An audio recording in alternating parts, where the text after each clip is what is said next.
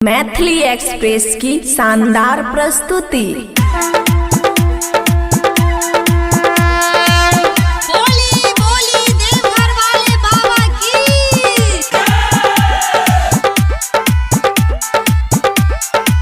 खुशी recording studio बलुआहा।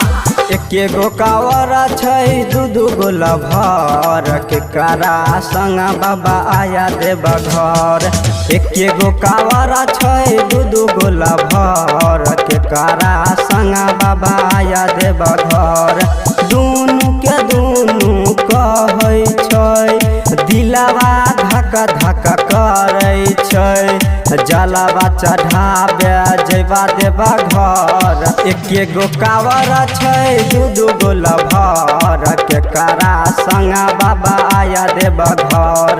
एके गो कावर छै दू गो लभर के करा संग बाबा आया देव घर। DJ good Madhubani, DJ good Madhubani, DJ good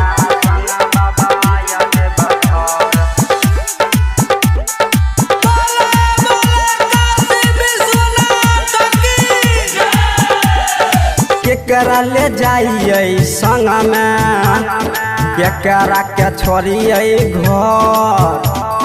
सुइया पहाड़ हो बाबा बड़ी छ कठिन नगर।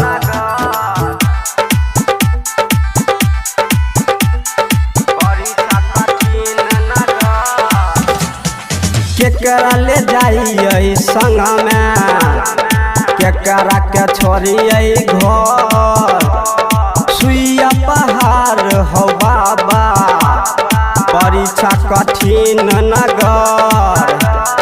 दुनू के चढ़ल छ सावन के लहर के करा संग बाबा आया देव घर। एके गो कावर छै दू गो लभर के करा संग बाबा आया देव घर। एके गो कावर छै दू गो लभर के करा संग बाबा आया देव घर। दुनू के दुनू कहै छै दिलवा धक धक करै छै। जलवा चढ़ाबे जेबा देवा घर। एके गो कावर छै दू गो लभर के करा संग बाबा आया देव घर।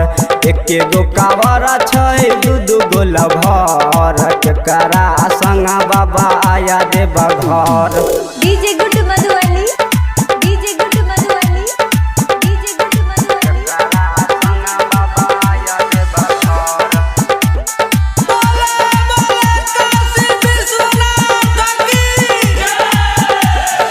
डर लागै छै हमारा मुश्किल में परान हो।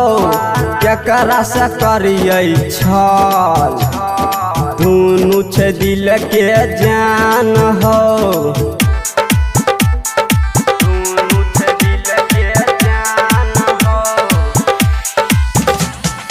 डर लागै छै हमारा मुश्किल में परान हो।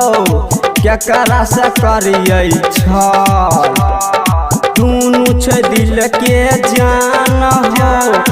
अभिषेक अजितवा के नहीं छै खबर। केकरा संग बाबा आया देव घर। एके गो कावर छै दू गो लभर केकरा संग बाबा आया देव घर। एके गो कावर छै दू गो लभर केकरा संग बाबा आया देव घर। खुशी रिकॉर्डिंग स्टूडियो बलुआहा।